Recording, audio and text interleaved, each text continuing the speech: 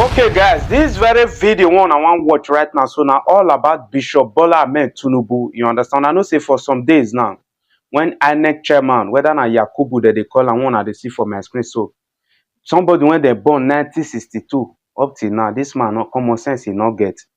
You understand? For those of now when don't recognize Bølà Ahmêd Tïñūbū, one I see for my screen, so as Nigeria president, that one for now. As for me, Urom Pikin, I never recognized this man as my own president. You understand? Because me, since I was born, I never witnessed this kind of election before, my people. Way back, gone are those days when be like say, man, election day go reach like this. Nigerians, they're not going to vote the right candidate. They're not going to vote the right party based on say they want cash out. But this very one, Papa, Mama, Peking, both 80 years old, 90 or even 100, all of them come out with walkie stick, youth and all, just to cast their vote for the right party, the right candidate. We Ocean, the election clear, you understand? Peter Obi win all the 36 states for Nigeria. The man win them, you understand? But APC and INEC, they work hand to hand to make sure, say, man, they collect this election from this man, innocent man called Peter Obi. My people, wonder shall never end. Well, make it not be like say I to talk. Make una just watch this full video. Make una not rush. Make una come see somebody when want become Nigeria president. Make una come see the way they mock other parties. Like I can't say I don't understand. See the way they mock them. For those of una when don't understand what they try to talk, make I leave una. Make una regard this full video. What go see una for the next update coming out soon. Respect, one love, guys. The Independent National Electoral Commission has come under fire on social media after the commission declared the presidential candidate of the All Progressives Congress winner of the 2023 presidential election. The INEC chairman, Professor Mahmoud Yakubu, declared Tïñūbū winner at exactly 4:10 a.m. on Wednesday in Abuja. Tïñūbū, in his victory speech, thanked his party supporters, including President Muhammadu Buhari, who he described as a grand patron, his wife for standing by him, and the people of Nigeria for electing him the 16th president of Nigeria. I am profoundly humbled that you have elected me to serve as the 16th president of our beloved country.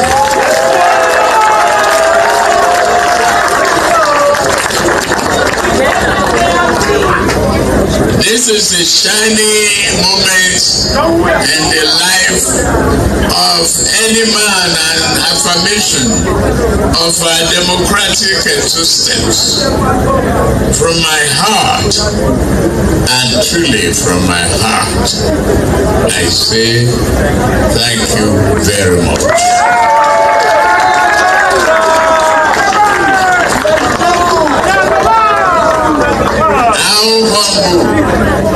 Could I be?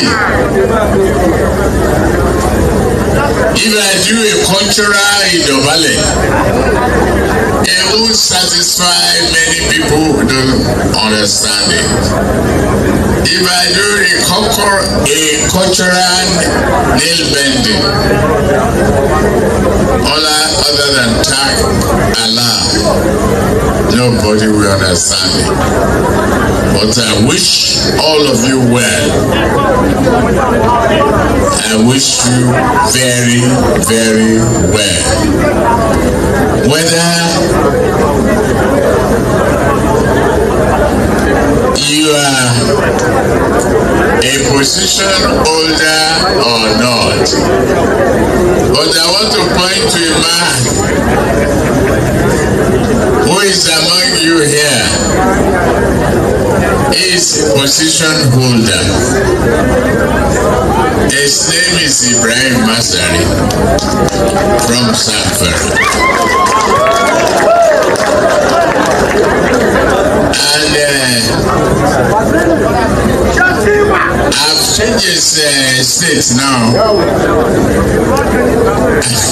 Instead of Gazina, I'm deporting him. But there's no person can talk of his integrity, honesty, dedication, trustworthiness as much as this man. I say whether you are ratified or articulated, obedient, or have any other political affiliation, you voted and struggled for a better Nigeria, more hopeful nation, and I thank you for your participation and dedication to our democracy. You decided to place your trust in the democratic vision of a Nigeria founded on a shared prosperity and one nurtured by the ideas of unity, justice, peace, and tolerance. Renewed hope has dawned and landed in Nigeria.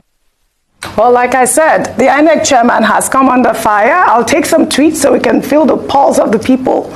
This is from Larry, who wrote, Bølà Tïñūbū was voted the next president of Nigeria by only 9% of eligible voters, according to official results. Well, Jeff wrote, allocation of votes to APC made Tïñūbū to be declared winner, contrary to the Electoral Act.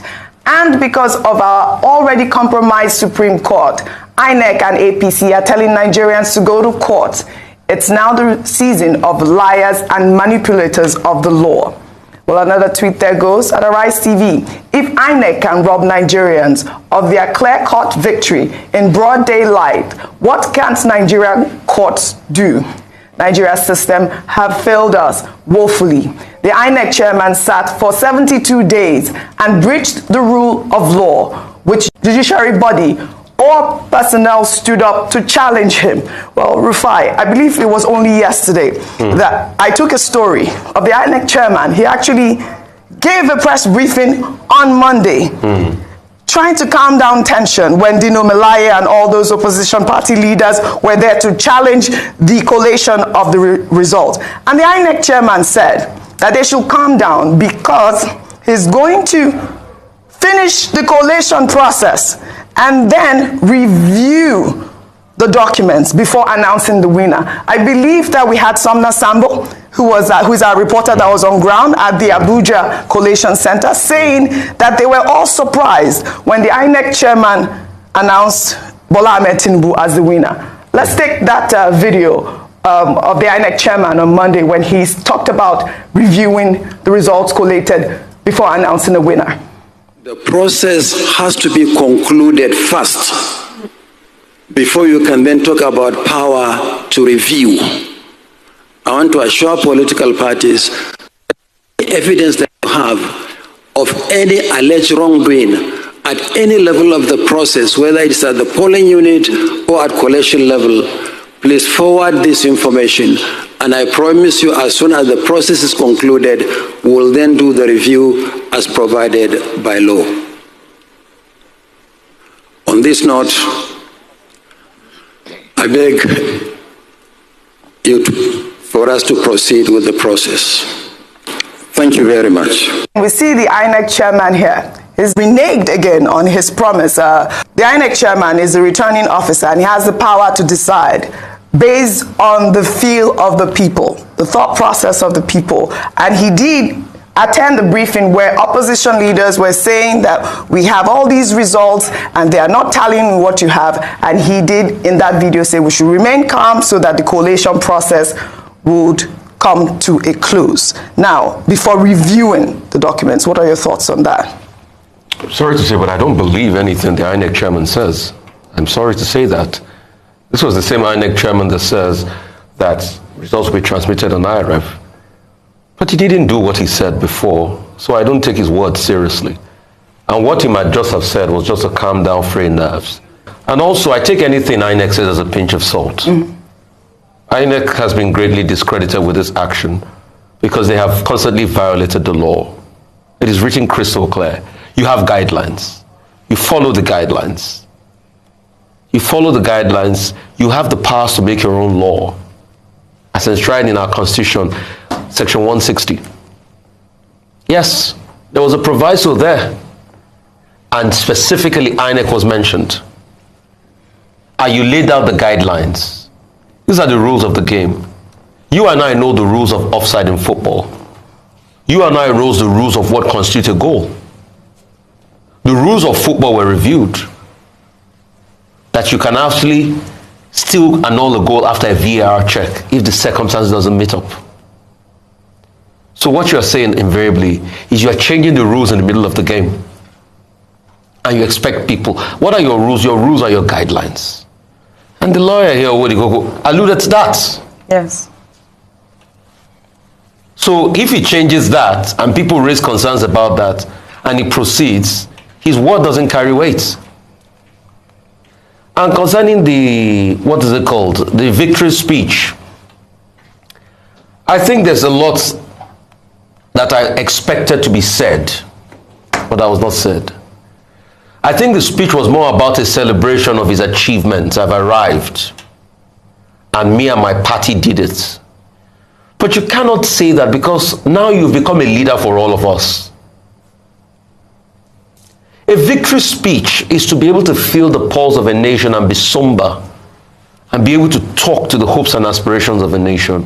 And I think the president-elect bungled that victory speech. There was no need for giving political jabs, Gorilla. We have campaigned in poetry already. I thought this was the time for the prose of governance. So you mentioning, Kwankasiya, obedience and everything. Yes, that might be conciliatory. But the most important opportunity for you to have done that, you nullified that opportunity by calling somebody a raging gorilla.